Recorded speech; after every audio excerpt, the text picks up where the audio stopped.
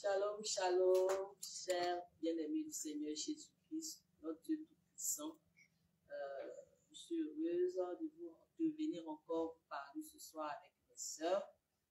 Nous sommes à notre tribune causerie débat femmes vertueuses. Dans un premier temps, je vais me présenter et ensuite laisser les sœurs bien-aimées du Seigneur se présenter aussi. Je suis la servante de Dieu Esther comme section Jésus revient à Sam. Je vais laisser notre bien-aimée sœur, la servante de Dieu, se présenter à son tour. Shalom, shalom, peuple de Dieu. Les élus du Seigneur sont là encore, comme la sœur Esther l'a dit. Moi, je suis maman Elisabeth, du Réveil international, c'est son bassin. Soyez bénis. Shalom, shalom, bien-aimés du Seigneur, que le Seigneur Jésus vous bénisse abondamment. Je suis Péniel du Réveil international, Jésus revient. Shalom. Shalom, soyez richement bénis. Moi, c'est Maman Sarah du Réveil international, section Grand Bassam. Shalom, bien-aimés du Seigneur.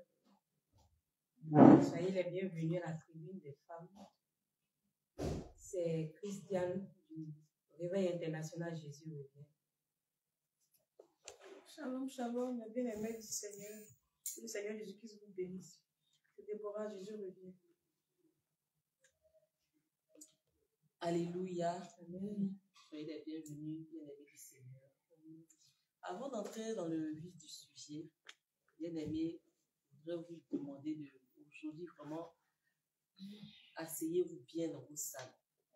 Parce que on a pour vous, une fois de plus, un thème vraiment très poignant qui va édifier une fois de plus les enfants de Dieu. Amen. Vraiment, on ne va pas y aller de même porte. Vraiment, ça sera très, très, très poignant. Mais bien avant tout propos, nous allons entrer dans un moment de prière. Et ce moment de prière qui va être conduit par Maman Christiane, elle va nous recommander ce moment entre les mains du Seigneur. Donc, Maman Christiane, tu as la parole. Nous sommes en prière. Père éternel, nous te rendons toute gloire, honneur, élévation et magnificence. Seigneur, tu as permis que nous puissions nous retrouver en ce jour pour ton œuvre. Père éternel, nous ne sommes que des instruments. Nous ne sommes que des canaux. Utilise-nous, Seigneur, afin que nous puissions faire ce pour lequel tu nous as appelés. Parler, conscientiser, interpeller tes servantes, tes filles. Éternel, mon Dieu, mon roi, nous te remettons maintenant le contrôle de ce moment. Nous prions que tu sois depuis le début jusqu'à la fin. Et que ce soit toi-même qui nous inspire, qui nous donne les mots. Chaque parole qui va sortir de nous vienne de toi. Sois inspirée par ton Esprit Saint. Seigneur, nous te prions de prendre le contrôle de ce moment maintenant. De disposer les cœurs, les âmes qui vont écouter ce message. Afin que quelque chose, Seigneur, se passe dans leur vie. Afin qu'un déclic, Père éternel, se produise dans leur vie. Oh Dieu, aussi par ce moyen, tu passes pour toucher des vies, pour emmener des personnes à la repentance et à la délivrance. Père, que toute la gloire te soit rendue au nom puissant de Jésus-Christ de Nazareth. Nous avons prié. Amen. Amen.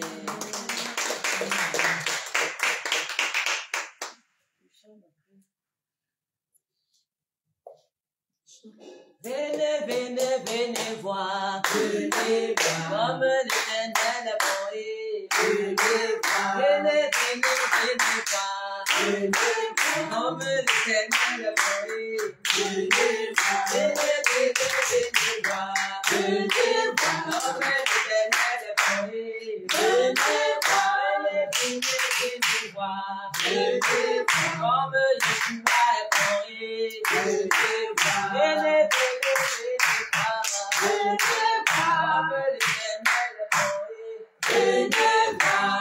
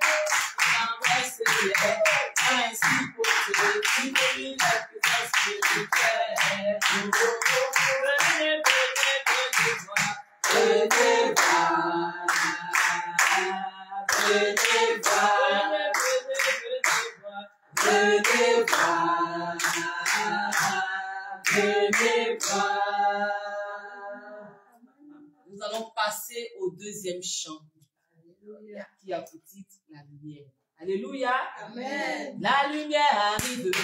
La gloire de l'Éternel sera sur nous. La lumière arrive. La gloire de l'Éternel sera sur nous. La lumière arrive. La gloire de l'Éternel est sur nous. La lumière arrive.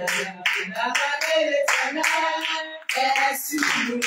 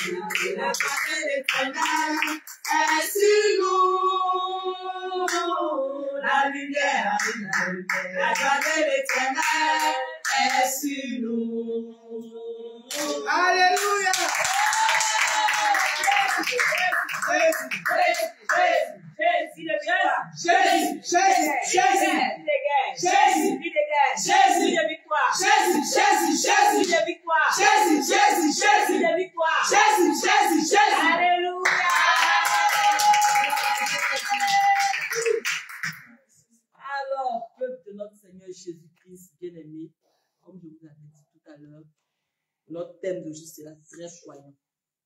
Et ce sera vraiment chaud. N'est-ce pas, mes sœurs? Yes. Nous sommes ici, encore une fois de plus, vos servantes, vos bien-aimés. Alors, nous allons débattre aujourd'hui sur vraiment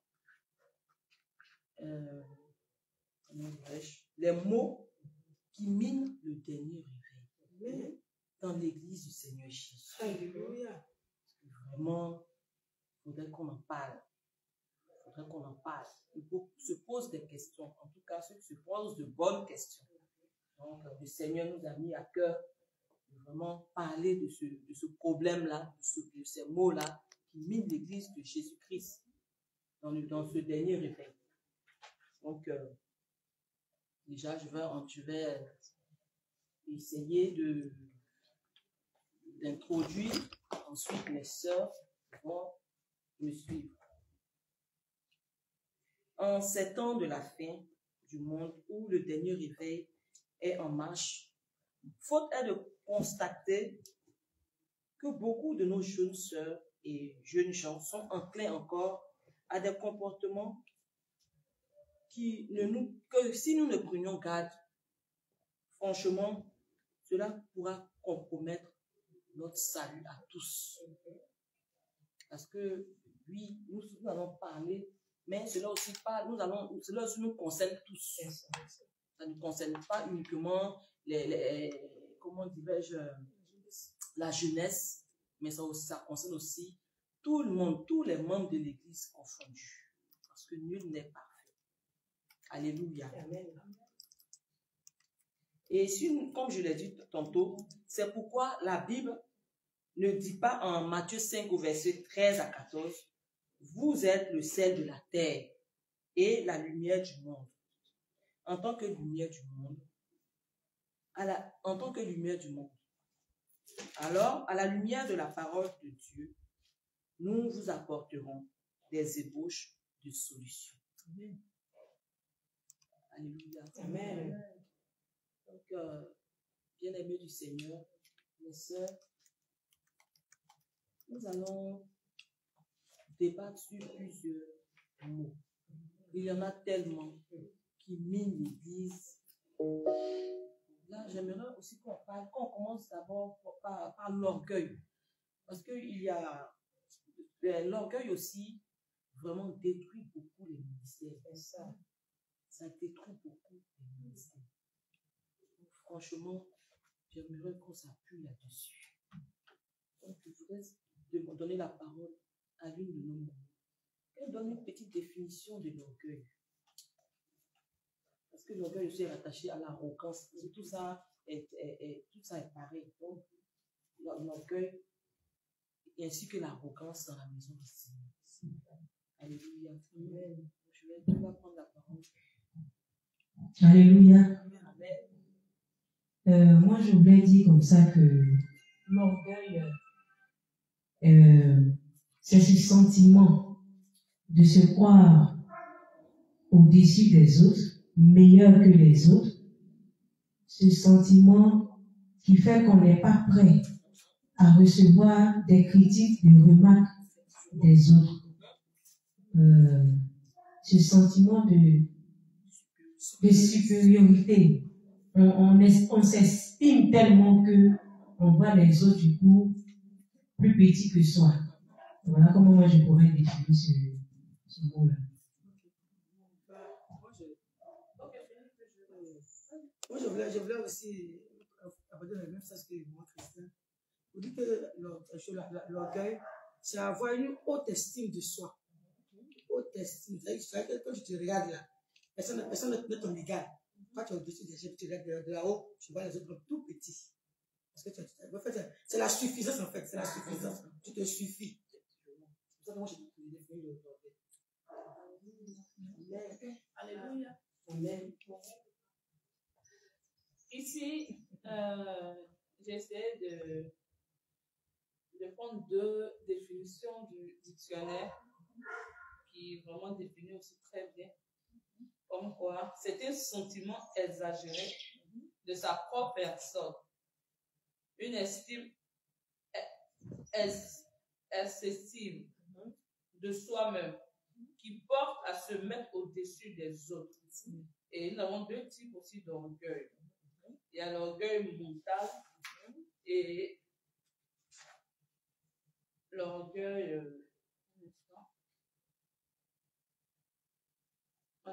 Nous avons deux types d'orgueil. L'orgueil mental et puis l'orgueil spirituel. Amen. Amen. Donc, je peux compléter que c'est l'opinion très avantageuse qu'une personne a de sa propre personne. C'est-à-dire, comme maman vient de le dire, maman Christiane, quand tu te vois là, c'est-à-dire la personne même peut ne rien avoir comme agent, mais tellement cette personne est enflée d'orgueil, Imbu de sa personne, voit les autres comme ça fait rien. Donc c'est comme ça qu'on peut définir un peu l'orgueil. Alléluia. J'aimerais, les mamans ont tout dit. J'aimerais juste ajouter un petit truc. L'orgueil aussi, on peut dire que c'est le manque même d'écouter. C'est-à-dire, il y a des personnes qui refusent même quand on leur donne des conseils. Quand on leur dit quelque chose, c'est-à-dire que ça, tu as fait, c'est pas bon. Ils sont catégoriques en fait. C'est-à-dire que c'est des personnes qui sont fermées automatiquement. Sur tout ce qui est critique, même ce que même tu peux apporter à leur propre vie, qui va peut-être les aider demain. Mais ils refusent en fait. C'est un refus catégorique. Ils sont beaucoup centrés sur eux-mêmes, ils sont égocentriques. C'est-à-dire que c'est leur personne, quoi. C'est eux, voilà, c'est tout. L'orgueil aussi peut provoquer souvent ça aussi. C'est ce que je veux dire. On peut lire aussi un passage biblique. Voilà. Dans le livre. Avant de lire là, moi j'aimerais dire ce que l'orgueil est en train de l'église. C'est pas dans l'église. Les gens sont orgueilleux. Tu vas mener l'église avec la parole que tu dis. Qu'est-ce que l'orgueil est en train de l'église? Quand on voit que l'église elle est l'orgueil chez nos jeunes gens, chez nos jeunes filles, ça ne fait pas comme quoi? Comme qu'est-ce que dans l'église?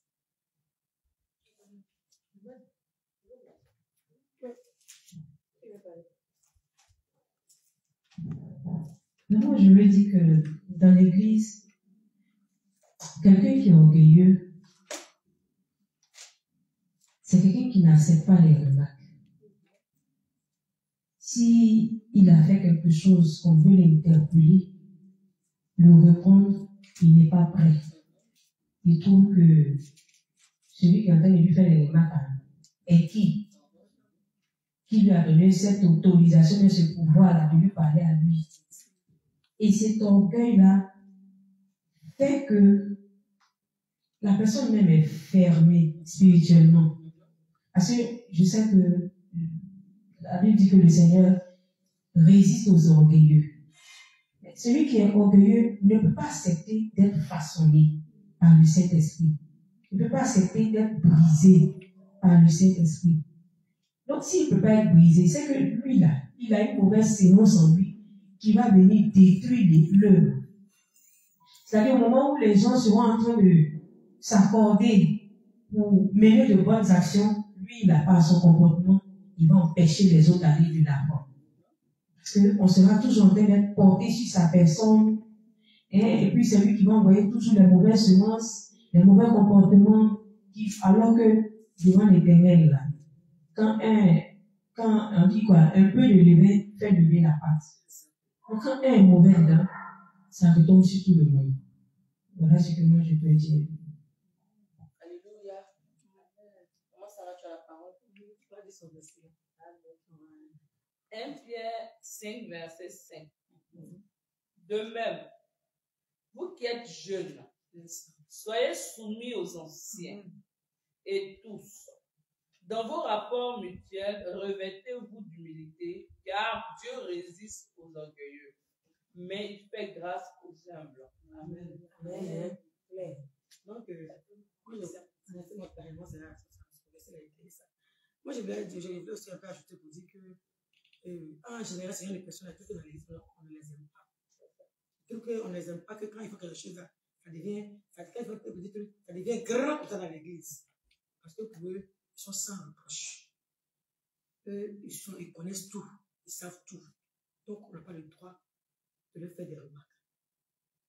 Et quand tu es dans l'église, tu as mis une telle personne là, il va te compter ta service. C'est-à-dire que là où tu as poussé n'est pas bâti là, c'est vrai, il va t'amener.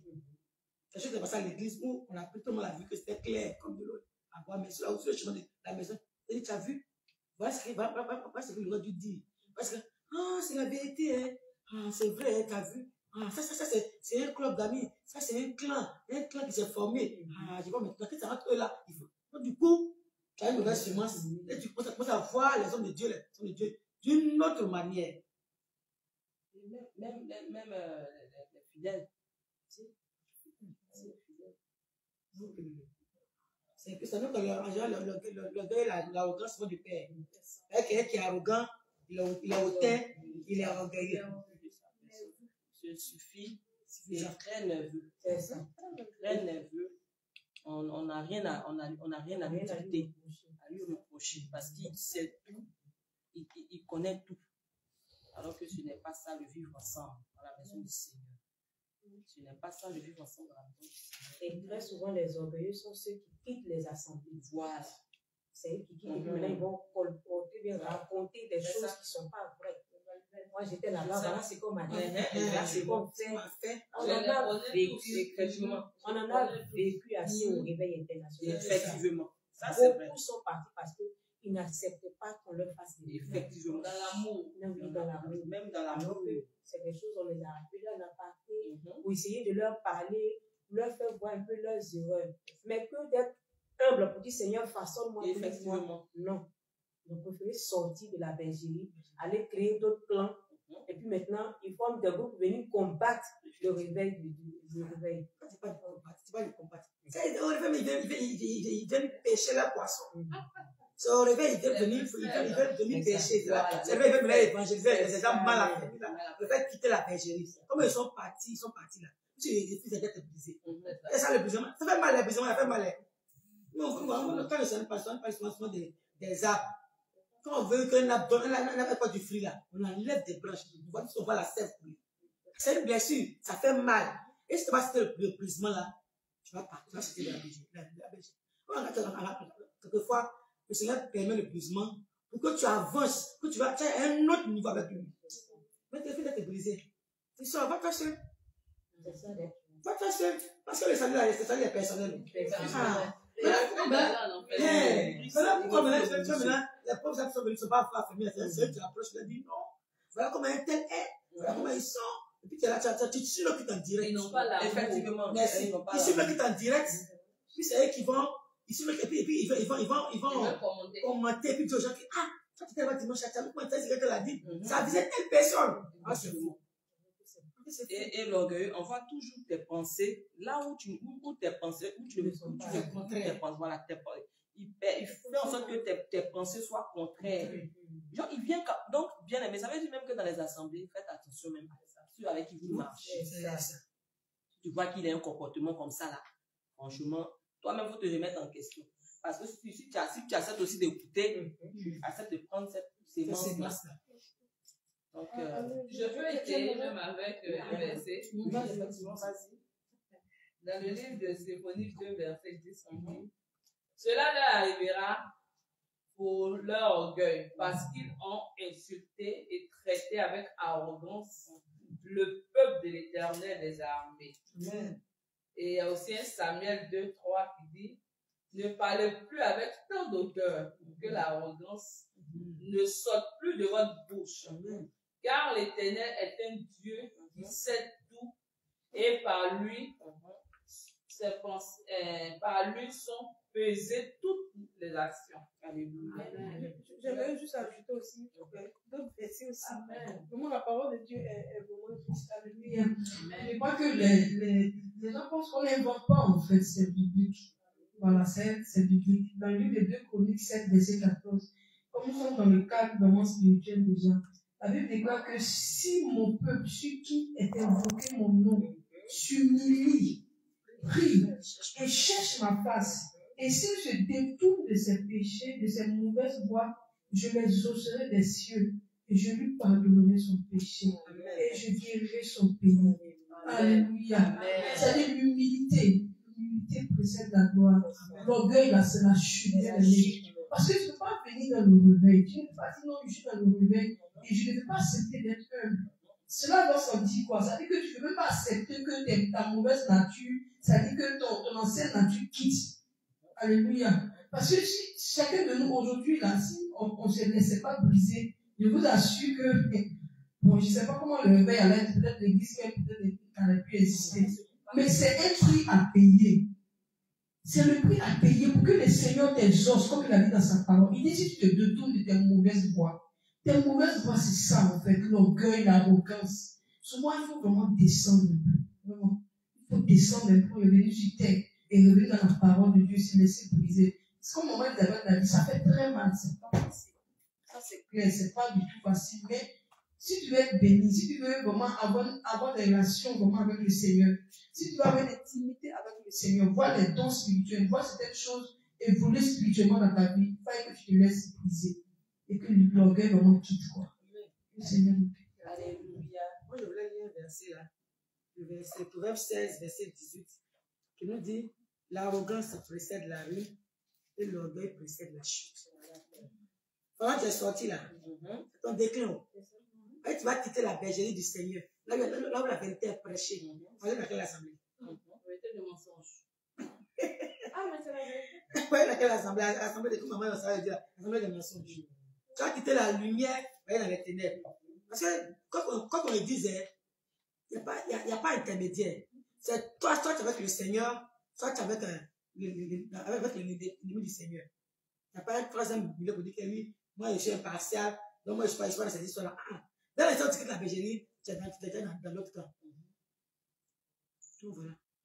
Ceux qui sont partis là, vraiment, prenez-moi dans le Seigneur, et puis demandez au Seigneur, parce que jusque là, on ne sait pas pourquoi vous êtes partis.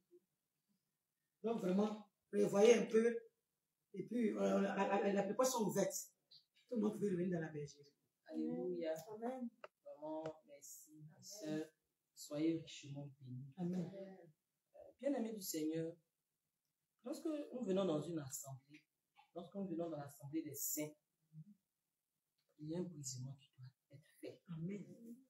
Parce que le caractère propre à notre vieille nature, là, c'est encore là. Et nous venons de différents horizons, de différentes éducations. Il y a d'autres qui n'ont pas eu une éducation, comment dirais-je, une bonne éducation à la maison. Donc, lorsque le Seigneur permet que tu fasses partie de l'assemblée des saints, laisse-le lui-même faire le travail.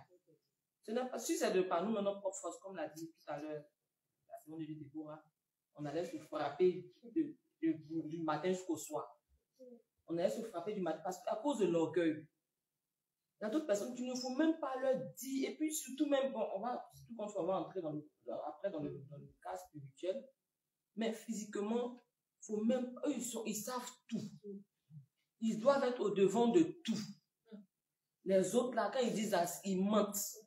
Lui, ce qu'il dit là, c'est la vérité. C'est toi, on doit toujours voir. Tu dois te faire voir. Dieu n'est pas dans ça. Le Seigneur Jésus n'est pas dans ça. Il résiste aux orgueilleux. C'est biblique. Ce n'est pas nous qui l'avons. C'est biblique. C'est le Seigneur qui a dit. C'est écrit noir sur blanc. C'est biblique. Alors, bien-aimé du Seigneur, quand vous venez dans l'assemblée des saints, votre vieille nature, le vieux caractère, là, le vieux levain, là, laissez le Seigneur vous briser. Qu'on vous piétine. Qu'on vous dise des paroles même. Dures. Des paroles même que, quand vous entendez ces paroles-là, même vous choquent. Ça peut même vous emmener à quitter. Mais, tenez ferme. Amen. Tenez ferme. Parce que c'est ça aussi le brisement. Rien n'est facile. Rien ne s'obtient facilement.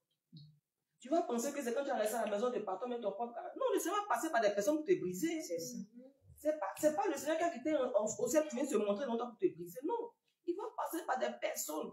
Genre, puisque toi, tu te crois supérieur à ces personnes-là. Ces personnes même comment dirais-je, de bas niveau, pour te rabaisser d'une manière que toi-même, là, tu ne comprends pas. Mais c'est le Seigneur qui permet toutes choses. Donc, ce n'est pas la peine de quitter la bergerie parce que je me suis fait rabaisser, parce que une petite personne, moins que rien, parce que c'est comme ça, quand il est vu de sa personne, lui, il voit tout le monde, il les regarde de haut, il est hautain. Donc, ce n'est pas pour cela. Tu vas quitter la bergerie. Et non seulement quand tu quittes la bergerie, tu ne veux pas le seul. Hein. Tu prends ceux à qui tu as mis le venin là, de l'orgueil là, pour qu'ils te suivent dans ta bêtise. Et vous commencez à colporter, propager votre venin. Donc, bien-aimé du Seigneur, le Seigneur n'est pas dans ce genre d'attitude. Donc, dès à présent, changez cette attitude. Amen. Alléluia. Amen. Je vais aussi lire ce verset de Proverbe 8 au verset 13. La parole de Dieu nous dit: craindre l'Éternel, c'est détester le mal. Parce que l'arrogant, ça va de pair, l'arrogant et l'orgueilleux, ça va de pair. Il fait le mal. Il y a d'autres, sans s'en rendre compte, ils font le mal, ils disent des paroles vraiment blessantes. Parce qu'il est arrogant, pour lui, tout ce qu'il dit, c'est ça, mais on ne doit pas lui dicter quoi que ce soit. Donc la parole de Dieu nous dit dans Proverbe 8 au verset 13. Craindre l'Éternel, c'est détester le mal, l'arrogance, l'orgueil, la voix du mal et la bouche perverse. Voilà ce que je déteste. Voilà ce que notre Seigneur Jésus-Christ déteste. Voilà ce que celui qui t'a envoyé dans l'assemblée des saints là déteste. Donc, accepte d'être brisé. Nous tous, on est passé par le brisement. Et on travaille encore parce que ce n'est pas encore fini. Ce n'est pas encore fini. Tu es encore dessus parce que nul n'est parfait. Donc, nous-mêmes qui sommes là, nous ne sommes pas parfaits. On travaille encore sur nous. On travaille encore sur nous. Donc, ce n'est pas toi qui viens d'arriver dans la bergerie, dans l'assemblée des saints là, qui va être épargné. Donc, accepte le brisement. Enlève l'ivraie qui est dans ton cœur, de l'orgueil. Et ton cœur est toujours chaud. Non, moi, ne me dis pas ça, moi, ne me dis pas ça. Alléluia. C'est ce que j'avais voulu rajouter. C'est juste ce que tu viens de dire. C'est-à-dire, le brisement, même, les gens pensent que forcément, il faut que. C'est vrai, le verset biblique, le Seigneur nous parle. Mais souvent, le brisement, comme tu l'as dit, ça peut. C'est l'homme que le Seigneur va utiliser pour te briser. Ah, Déborah, ce que tu viens de dire, là, franchement, c'est pas commode, c'est pas bien. Ça, là, prochainement, il faudrait que tu regardes un peu les choses. Ça aussi, c'est le conseil, c'est le brisement. Alléluia. Et si vraiment tu veux être brisé, tu dis, ah, c'est que la maman l'a dit dans le c'est vrai. Mais quand tu analyses, là, tu te dis, ah, ça, là, il ne faut pas que je tombe dedans. Et tu demandes au Seigneur maintenant, à Saint-Esprit de Dieu, aide-moi. Vraiment, ce que la maman vient de me dire, c'est pourquoi le Seigneur a dit que le royaume des cieux sera facile pour ceux qui sont glissés aux enfants. Ça veut dire qu'il n'a pas un cœur d'enfant. Le cœur d'enfant, c'est le cœur d'humilité. C'est ce que le Seigneur veut dire. Le cœur d'enfant, c'est le cœur d'humilité, quelqu'un qui est humble. Les enfants, ils sont innocents, en fait, ils courent partout. Et ils sont humbles dans le cœur là-bas. Et c'est ce que le Seigneur nous demande. Et une fois qu'on te fait des reproches, il ne faut pas chercher à réfléchir. Mais il y a des personnes qui te disent, ah, ça, c'est pas bon. Un bon, tu dis quoi? Pourquoi on me dit ça? Moi, on m'a déjà dit ça. Il y a une personne qui m'a déjà dit ça à l'église. Moi, ça m'a choqué. Et je n'ai pas parlé mal, j'ai juste dit non. Prochainement, il ne faut pas, comme c'est ta soeur, parce que c'est comme si elle était un peu en palabre avec sa soeur. Elle a dit une parole qui l'a vraiment choqué sur le sang. Et ça c'est une prébis du Seigneur. Ça peut l'amener à sortir de la péché. Je dis prochainement, tu peux dire la vérité, mais il faut essayer d'encadrer un peu. Il ne faut pas trop. Elle n'a pas aimé. Elle n'a pas aimé du tout. Elle m'a dit ça. Il dit, ok, tu m'excuses alors. Parce que c'est ça aussi. Parce que si on doit te faire des reproches, on va te laisser. On va te laisser parce que tu ne peux pas changer. Parce que les reproches, ça fait mal. Moi, franchement, personnellement, j'aime qu'on me dise. Moi, je préfère qu'on me dise. Des fois, c'est pas moi qu'on dit derrière moi. Franchement, je préfère. Ah, ma fille, ou bien bon, ça là, faut revoir ce côté-là, c'est pas trop ça. Et souvent, moi, je tire le chapeau souvent à moi, comme souvent, je le fais. Ah, des ça là, faut voir ça. Ou bien un homme de Dieu, ah, ma fille, ça, faut voir ça. C'est ce qui est intéressant. Et toi-même, tu te mets là-bas comme un enfant, et puis tu dis, ah, maman, c'est vrai. C'est vrai, c'est ce que tu m'as dit. Moi, mais quand ils allaient dormir là, le Seigneur m'a dit que ça. Et c'est ça, et puis tu travailles à ça. C'est pas facile. Aller au ciel, c'est pas, ça ne tombe pas comme ça. C'est un travail. Nous tous, on a laissé beaucoup de choses dans le monde. Tu as laissé beaucoup de choses tomber, beaucoup de choses. Et il y a des personnes que tu n'écoutais pas. Et puis tu viens, bon, une petite maman de peut-être 20 ans là. Et puis elle va s'asseoir devant toi, tu te donnes des conseils. Mais tu es obligé d'écouter parce que tu veux changer. Tu veux plaire à Dieu en fait. L'objectif, c'est de plaire à Dieu. Mais pas pour plaire à un homme. Moi, je dis toujours que je ne ferai jamais ce qui va me pousser à plaire à un homme. Mais je ferai toujours ce que le Seigneur va passer par un homme pour faire dans ma vie pour lui plaire. Et c'est ça l'objectif que le Seigneur demande de nous. En fait, c'est ça. Vraiment que le Seigneur nous aide. Vraiment, ce thème-là et tout ça. C'est le Dieu Daniel, tu as la parole. En fait, ce que moi je veux ajouter, c'est que nous étions tous dans la voie large. On faisait ce qu'on voulait. On parlait comme on voulait. La vieille nature était là. Quelqu'un m'a dit un jour que tous ceux qui aiment porter des vestes sont des orgueilleux. Parce que tu portes ta veste, ta démarche va changer. En réalité, ce n'est pas vérifié. En réalité, ce n'est pas vérifié. Nous avons été tous dans la voie large. On a fait ce qu'on voulait. Nous avons nourri la chair. Et par la grâce du Seigneur, le Seigneur qui fait toutes choses, il nous a envoyés sur le chemin étroit. Et puis vous pensez que sur ce chemin qui est si étroit, resserré, vous pensez que nous sommes venus pour faire ce qu'on faisait dans le monde? Non. C'est sur ce chemin-là que le Seigneur va nous façonner. il y a des épines, beaucoup de plaies à poser. Mais nous sommes dans l'obligation d'accepter tout ça. Le vieux manteau doit tomber. Si ce vieux manteau n'est pas tombé, maman, jeune soeur, ma fille, tu n'es pas encore brisée. C'est que l'orgueil est encore là.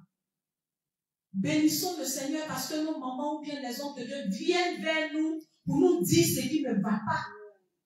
Mais on peut t'observer et puis ne rien dire. Si tu es dans une assemblée, si tu es dans le réveil, et puis si au moins 6 mois on ne te dit pas, ah ici tu as fait ceci, c'est que toi-même, il faut te remettre en question. Toi-même, pose-toi des questions.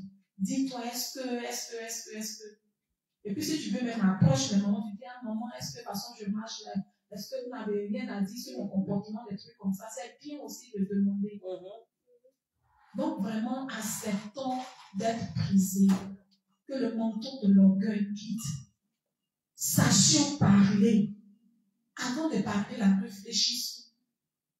Parce que tout ça, en tout cas, le Seigneur, il est dans les détails. Tu vas blesser quelqu'un. Tu vas penser que tu n'as même pas blessé cette personne. Et cette personne, en tout cas, ne va pas te pardonner dans son cœur. Mais comment le Seigneur aussi peut te pardonner? Donc, que le Seigneur nous bénisse. Amen. Comment ça va? Tu veux rajouter quelque chose? Ça, c'est déjà bon. Alléluia. Moi, j'aimerais rajouter quelque chose. Ok, tu as la parole, c'est bon de Dieu. Je suis tombée comme ça dans le livre de Proverbes. Dans le livre de Proverbes. Proverbe 6, au verset 16. Proverbe 6, verset 16. On dit, il y a 6 choses que le Seigneur déteste et ne supporte absolument pas. Le premier point, le regard orgueilleux. Le regard orgueilleux. En d'autres termes, celui qui est orgueilleux, là, le Seigneur ne le supporte pas. Je vais interpeller quelqu'un. Ensuite, dans le livre de Proverbes 9,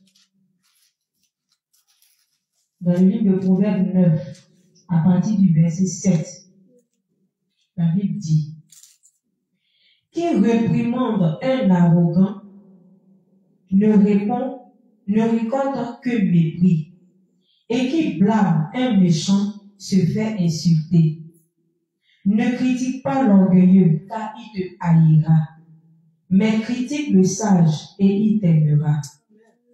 Ce que tu dis à un sage développe sa sagesse. Ce que tu transmets à un homme honnête augmente son savoir. Reconnaître l'autorité du Seigneur, c'est le commencement de la sagesse. Reconnaître celui qui est saint procure l'intelligence. Moi, la sagesse, j'augmenterai le nombre de tes jours, je prolongerai la durée de ta vie. Si tu deviens sage, c'est toi qui en profiteras. Si tu deviens orgueilleux, c'est toi qui en supporteras les conséquences. Ma soeur, mon frère, tu es venu au réveil international. Tu as parcouru les églises. Et puis toi-même, quand tu t'es assis, tu t'es dit non, moi je veux autre chose que le message de la prospérité. Je veux autre chose que le message du mariage. Je veux que le message que je veux écouter là me prépare pour le ciel. Et puis tu es revenu au réveil international, Jésus revient dans l'assemblée des saints, là où le Seigneur façonne, là où le Seigneur brise, là où le Seigneur enlève de toi ta vieille nature. Et puis tu arrives, quand il fait quelque chose, on va attirer ton attention dessus, tu te braques. Toi, on ne va pas te parler. Toi, on ne va pas te faire des remarques. Mais pourquoi toi, tu as fait ceci et puis on te dit cela? Et c'est toi qui insultes tout le monde. Si tu en prends à tout le monde devient ton ennemi. Tu hais tout le monde. Tu détestes tout le monde. Sache que si tu entretiens l'orgueil en toi, tu es en train de creuser toi-même ta propre tombe. Tu es en train de creuser ta propre tombe. Parce que la Bible dit que le Seigneur déteste les orgueilleux. Celui qui ne veut pas qu'on lui parle. Tu vas où? Parce que Dieu là, comme certains l'ont déjà dit, il ne descend pas lui-même pour te parler. Il te parle au travers de ton frère, de ta soeur qui est à côté de toi. Mais quand tu les regardes de haut, pour les considérer comme de petites personnes qui ne peuvent pas atteindre toi ton rang pour te parler, mais tu es en train de te faire du mal. Parce que tu ne vas pas changer ton attitude. Et le Seigneur aussi ne va pas écouter tes prières. Et c'est les orgueilleux dans les assemblées qui finissent par devenir sorciers. Parce que quand il va voir que les autres sont nés changés, et puis il va trouver que lui, il est là, et puis lui, il ne change pas. Pourquoi? Et puis il commence maintenant à prier mal contre les autres. Tu deviens sorcier. Mais ta part là sera quoi? Ta part sera quoi? Il n'y a rien à être orgueilleux. On ne trouve rien à entretenir l'orgueil en soi. C'est mieux d'être brisé. Peut-être que dans le brisement, même le Seigneur va t'humilier aux yeux de tout le monde, mais supporte. Il y a par exemple le cas du jeune Élie d'Abobo. Ça m'a touché.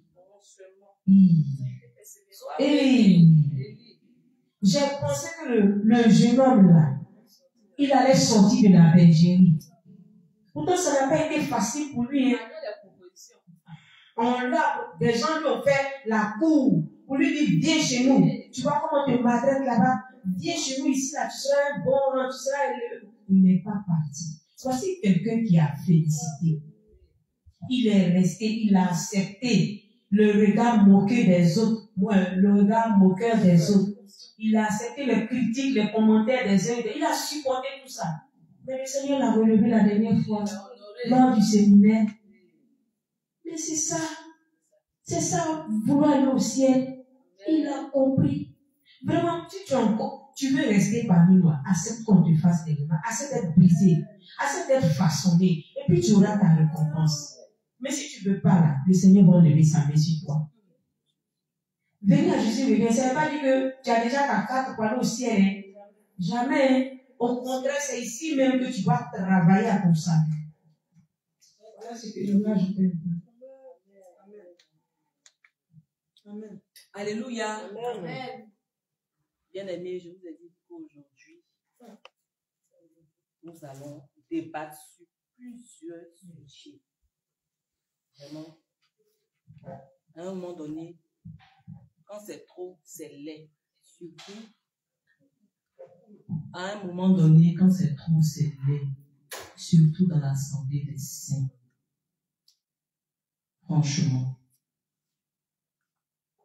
Et bien aimé du Seigneur, je vais aussi laisser la parole à notre servant de Dieu, Maman Sarah. Tu vas étayer un sujet, comment dirais-je, un verset pour finaliser sur l'orgueil. Nous allons prendre nos Bibles dans le livre de Jacques 4, verset 6. Alléluia. Nous allons prendre nos Bibles dans le livre de Jacques 4, verset 6. Il accorde au contraire une grâce plus excellente. C'est pourquoi l'Écriture dit, Dieu résiste aux orgueilleux, mais il fait grâce aux humbles. Alléluia. Donc, il faut qu'on pense à cela. Notre but ici, c'est d'aller au ciel, ayant nos regards portés sur Jésus-Christ. Le Seigneur a dit que rien de souillé n'entrera dans son royaume. Même si tu as une petite tâche, tu ne rentreras pas. Chez notre Seigneur, il n'y a pas de corruption, il n'y a pas de magouille. Donc, si déjà sur cette terre des hommes ont refusé d'être façonnés, parce que le Seigneur passera par des hommes pour nous façonner. Et si tu n'as pas le discernement de savoir que le Seigneur est en train de faire un travail dans ta vie, tu ne vas pas comprendre, tu vas murmurer et tu vas tarder. Tu dis à l'église, tes bénédictions tardent. Il s'arrive 3 mois, bénédiction. 1 an, bénédiction. Toi, tu es là, tu fais des gestes parce que tu ne libères pas ton cœur. Donc, il faut être délivré. Le Seigneur, après la Pâque, il a dit qu'il allait nous bénir tous. Depuis 2 semaines, c'est que des témoignages merveilleux. Mais toi, tu attends quoi pour rentrer dans cette bénédiction? Libérons nos cœurs. demandons au Seigneur de nous transformer, de nous façonner. C'est pas facile. Mais quand tu as un objectif à aller au ciel, tu vas te donner les moyens d'y arriver. Nous qui travaillons, souvent tu travailles avec ton patron, vient te dire n'importe quoi. Est-ce que pourtant tu vas dire à ton patron que tu ne travailles plus? Tu es là, tu acceptes et tu souris. Il fait de te sermonner même pour rien. Le lendemain, tu as voilà. Et toi-même, tu vas encore lui présenter tes excuses. Maintenant, pourquoi le roi de gloire, celui-là qui nous a créé à son image, il veut nous briser, il veut nous épurer comme l'or là. On dit non, c'est trop difficile, mais il faut nous bénir. Nous-mêmes qui sommes parents, quand nos enfants déconnent, est-ce qu'on leur donne des cadeaux? Non. Donc, si on a cette image en tête, on va laisser le Seigneur nous façonner. Même si celui-là, il est plus petit que nous, voyons Dieu en lui et acceptons les rencontres. Le Seigneur parle de la bouche de tout type de personnes. Un enfant peut te parler vis-à-vis d'un problème que tu es en train de traverser. Toi, tu vas penser que par ta chair, tu vas le blâmer, tu vas le négliger. Quand le Seigneur est en train de passer par ce garçon-là pour te parler, ayons vraiment le discernement et arrêtons d'écouter les écrits. Amen. Quand tu as décidé de venir au réveil international, c'est pas un homme qui t'a conduit. La plupart des témoignages, qu'est-ce que vous dites? Je priais, le Seigneur m'a révélé le réveil international. J'étais dans telle assemblée, le Seigneur m'a dit, sors de là. Maintenant, tu viens, tu cherches des camaraderies inutiles. Mais approche-toi des personnes qui veulent aller au ciel. Mais tu vas aller t'assembler avec des personnes moqueurs, des personnes orgueilleuses, des personnes remplies de haine. Mais dis-moi, tu t'es débrouillé alors, c'est pourquoi? Ça ne sert à rien de porter des grosses robes et puis tu refuses que le Seigneur te transforme. Donc, bien aimé, aujourd'hui, là, tout ça, c'est pour nous. Il faille qu'au sortir de là, nous puissions changer radicalement parce que notre but, c'est le ciel. Amen. Amen.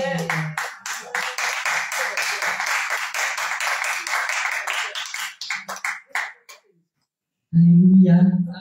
Soyez bénis, mes sœurs. Amen. Soyez richement bénis aussi. Nous sommes depuis l'international, depuis le national, comment soyez richement bénis. Aujourd'hui, nous allons encore parler. Vraiment, ces mots-là sont tellement nombreux, mais on va essayer d'aller à l'essentiel. Parce que nous allons y revenir encore. Nous allons revenir dessus une autre fois. Et nous allons toucher quelques points vraiment clés, qui mixent et saillants. Bien aimé du Seigneur, nous allons parler de l'impudicité, de la saleté dans l'église de Dieu. De l'impudicité. Ça même c'est une monnaie pour moi. C'est comme de l'amusement. C'est comme de l'arachide. Bien aimé, il faut comprendre que venir à Jésus revient. Ce n'est pas un effet de mode. On ne vient pas à Jésus revient par effet de mode. Tu sais que ta vie n'est pas propre avec le Seigneur. Il faut véritablement chercher ta délivrance. Parce que toi-même, tu sais ce qui te fatigue. Tu sais que tu es encore dans les liens de l'impudicité. Mais ça ne te dit rien. Tu t'assois dessus. Comme tu es passé premièrement à la délivrance. Pour toi, c'est fini. Comme tu ne comprends pas, je vais te donner un verset qui te concerne. Parce que ce n'est pas moi qui le dis, c'est la parole de Dieu qui le dit et l'atteste. Une seule pour lire pour moi, Jacques 3, verset 17. Non, Éphésiens 5, verset 5.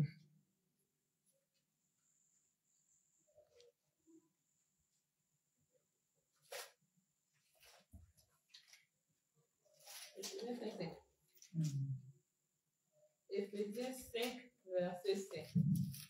Je lis la parole de notre Seigneur dans le livre de Éphésiens 5, verset 5.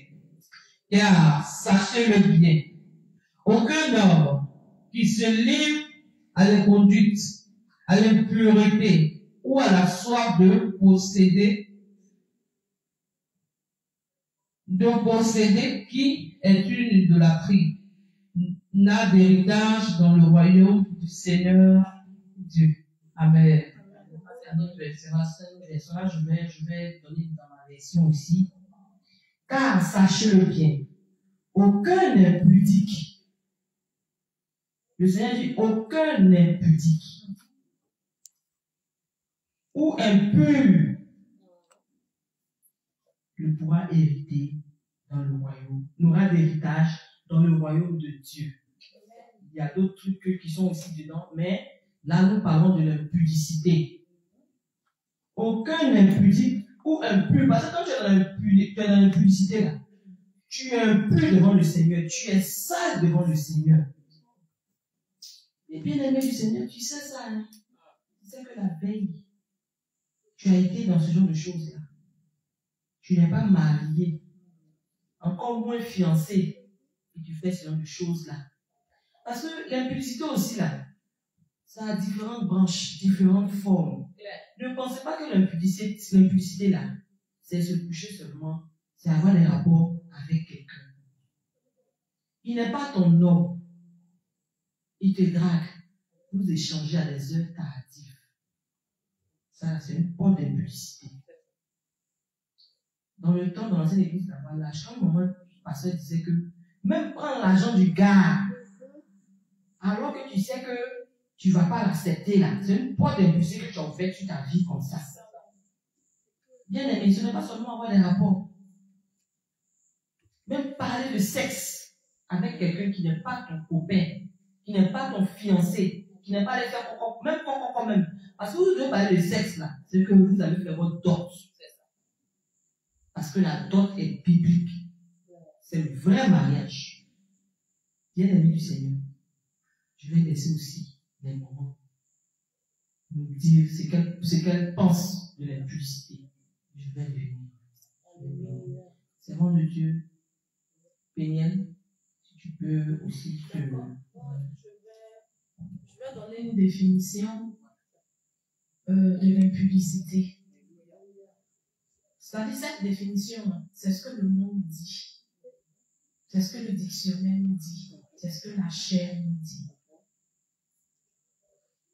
L'impudicité, c'est le comportement d'une personne qui transgresse sciemment et sans honte les convenances sociales en matière de sexualité, actes ou paroles impudiques.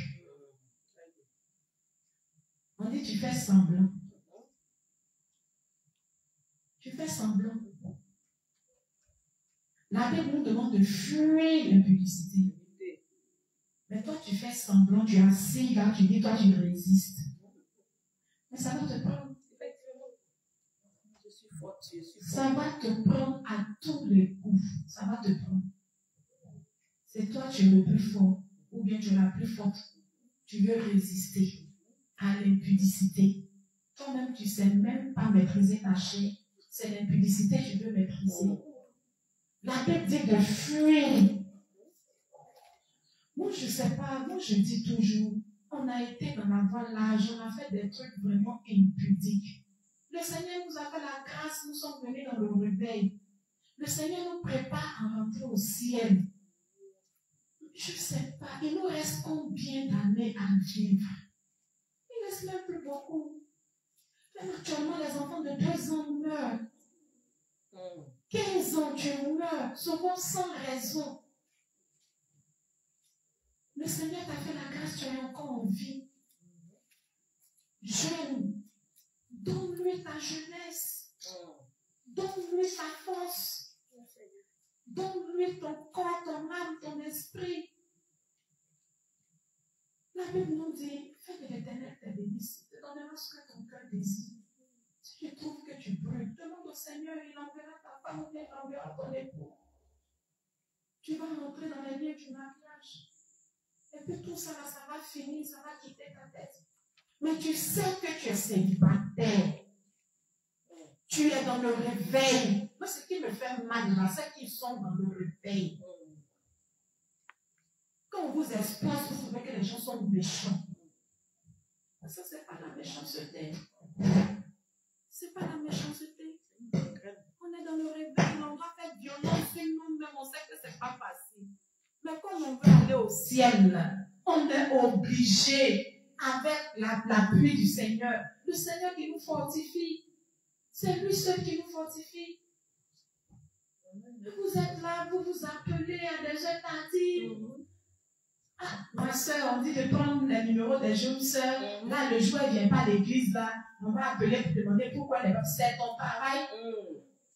C'est ton rôle dans l'église. C'est ce qu'on t'a demandé de faire. Et en force de faire ça, il a une liste de jeunes filles avec lesquelles chaque nuit, il cause jusqu'à 4 heures du matin. Donc, dès qu'il prend sa Bible, il commence à dormir. Ou bien dès qu'elle prend sa Bible, elle commence à dormir. Mais si ça peut rentrer dans le téléphone des jeunes appelés, là, elles sont les premières. Que le Seigneur vraiment nous aide, que le Seigneur vous aide à être délivré de cet esprit d'impudicité-là. De cet esprit d'impudicité. Vraiment, ça fait mal au cœur. Ça fait mal au cœur d'entendre ou bien de voir. Souvent même les dimanches après le culte, quand tu sors, ils sont calés derrière les clôtures. Mais c'est pas bon. C'est pas bon. Le Seigneur nous demande de fuir. Le Seigneur nous demande de fuir. Quel que soit ton âge, il faut fuir. Que tu sois jeune, que tu sois adulte, que tu sois vieux, je ne sais pas, il faut fuir. C'est si tu ne fuis pas, là, ça va te rattraper. Moi, je le dis toujours. Papoutou et puis Jessica, là, il n'y a pas de... C'est-à-dire, il n'y a pas de négociation entre les deux. Papoutou et puis Jessica, il n'y a pas de négociation entre les deux. Personne ne peut se mettre au milieu des deux. Du moment où les deux commencent à se regarder, c'est fini. Quelle que soit ton onction, tu vas chuter si tu ne fuis pas. Vous pensez que Papoutou, il est aveugle, mais quoi? On parle de les jeunes sœurs. Elles disent que non, c'est parce que vous êtes déjà dans le foyer, vous êtes déjà dans le temps, vous êtes déjà dans le foyer. Ah, on a payé le prix. Avant de rentrer dans le foyer, là, on a payé le prix. On a payé le prix. Donc vraiment que le Seigneur nous aide. Moi, je dis toujours que le Seigneur nous aide. Parce que si tu es dans le réveil, que toi-même tu ne fléchis pas du genou pour dire Seigneur, aide-moi. Aide-moi, aide-moi, aide-moi. Vraiment, ça, c'est pas facile. Que le Seigneur nous bénisse. Amen. Alléluia. Soyons fortifiés. Soyez fortifiés.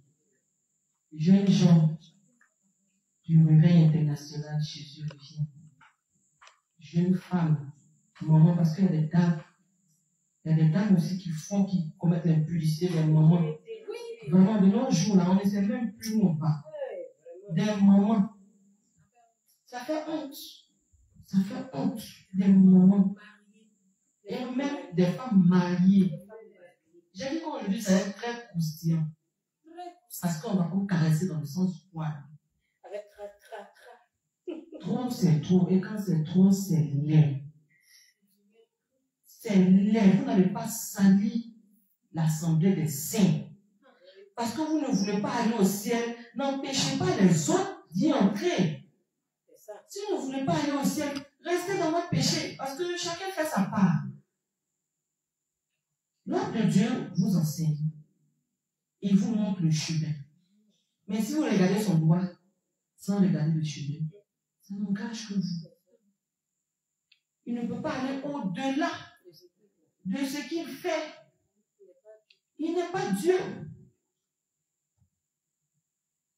Au réveil international, on nous donne des enseignements. Comme mon oncle Pierre l'a dit, vous êtes déjà mariés à cause de lui. Mais depuis que tu as l'impudicité là, tu as eu combien de... Qui t'a demandé un mariage? Tu as eu combien de propositions? On joue avec toi. Demain, quand il va te laisser pour aller marier une, c'est pour dire je quitte l'église. Ah ma soeur, tu vas quitter l'église. Tu vas quitter toutes les églises. Parce que tu t'es vendu moins cher. On t'a payé moins cher. Alors que si tu es venu chercher ton Seigneur Jésus-Christ, c'est lui qui donne le mariage. Si tu montres que tu es une femme vertueuse, si tu montres que tu es une femme de valeur, c'est comment tu te vois là qu'on t'achète. Mais si tu as montré que c'est le Seigneur que tu es venu chercher. Le Seigneur lui-même va permettre que tu puisses entrer dans les liens du mariage sans passer même par cette vilaine porte. Les cacheteries, les appels tardifs. Mais c'est le péché, c'est dans le péché que tu n'as. Les messages coquins. Mais un pied dehors, un pied dedans, c'est deux pieds. Tu n'as rien fait, bien ami. Tu te fatigues seul. Tu cours seul. Tu te débats seul. Tu te débats seul, mon frère.